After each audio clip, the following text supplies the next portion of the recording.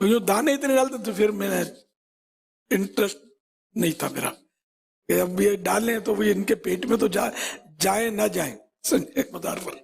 اب لوگ سمجھتے ہوں گے کہ اس چادر سے صاحب مزار کو فائدہ ہے. اللہ عز و جل یہ حرمین شریفین کے کبوتروں کو دانہ کھلایا جا رہا ہے. کیا آپ نے بھی کبھی حرمین شریفین کے کبوتروں کو دانہ کھلایا ہے؟ اور کیا کبوتروں کو اس طریقے سے دانہ کھلانا کار ثواب ہے؟ اس حوالے سے ارشاد فرما.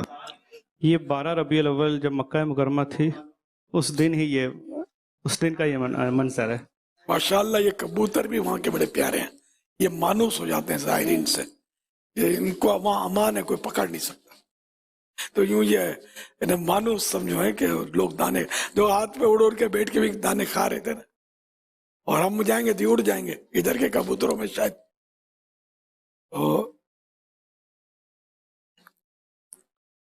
اب ایک دلچسپی کے لیے کسی نے سوال کیا ہوگا, دانے کھلانا ظاہر کبوتر کو بھی ثواب ہے, چڑیا کو بھی ثواب ہے. ہر تر جگر والی میں اجر ہے. جس میں جان ہے اس کے ساتھ ہم احسان کریں گے تو اس میں ثواب تو ملے گا. ہاتھ پر بٹھا کر کھلائیں یا زمین پر ڈال کر کھلائیں یا برتن میں رکھ کے کھلائیں, نیت اگر ثواب کیے تو ثواب حاصل ہوگا.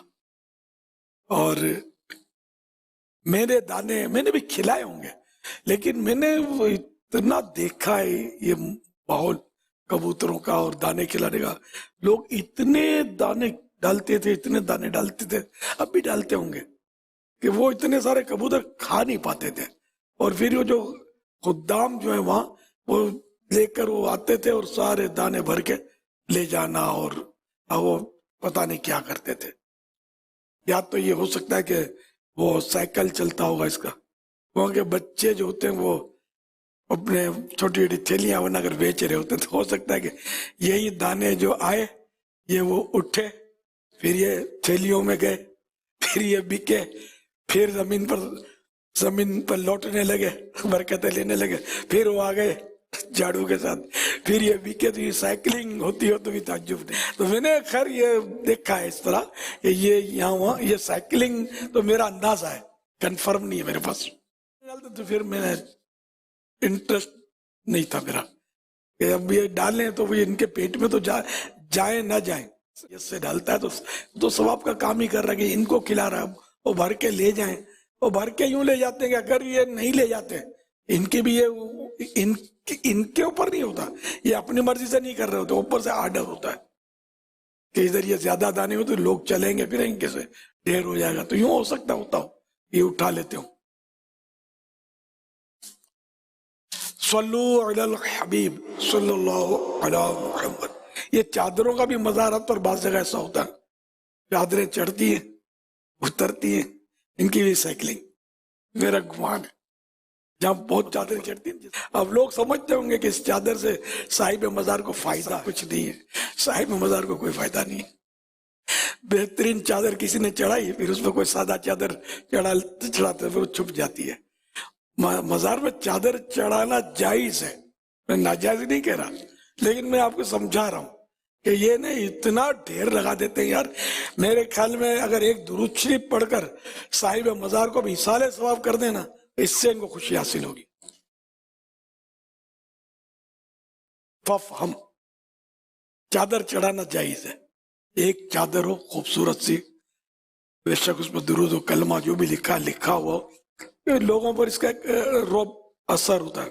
صاحب مزار کو اب بھی اس کا چادر کا کوئی فائدہ نہیں ہے. یہ جو تر گھاس ہوتی ہے نا, تر سبزہ, تر گھاس, پھول, اصلی پھولا, تو یہ جو جیسے گلاب کے اصلی پھول ملتے, یہ میں نے لگائی بھی اصلی ہے. تو یہ پھول اگر مزار پر ہم نے وہ رکھے تو یہ جب تک تر رہیں گے اللہ پاک کی تسبیح کریں گے. اس سے صاحب مزار کے لیے اس سے نفع ہے, صاحب مزار کا وہ فائدہ ہے. تو بس وہ پڑھیں, تلاوت کریں, اور ایک چادر تشریف حاضر ہو, برکتیں لے رہی ہیں. چادر پر بالکل وہ سستی والی چادر آ جاتی ہے, پھر اس پر پھول آ جاتے ہیں, پھر اس پر اس طرح ہوتا ہے ہمارے ہاں جہاں مشہور مزارات ہوتے ہیں. اور غالباً چادریں پھر وہ سائیکلنگ بھی ہوتی ہو تو غالباً سنا تو ہے ویسے.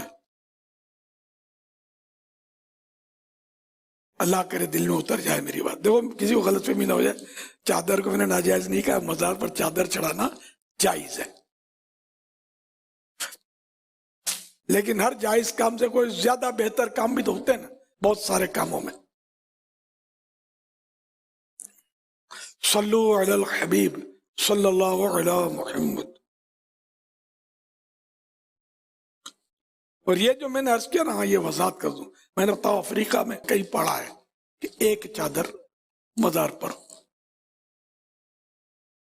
وہ میں نے اسی کا فیض لے کر آپ کو وضاحت کے ساتھ عرض کیا.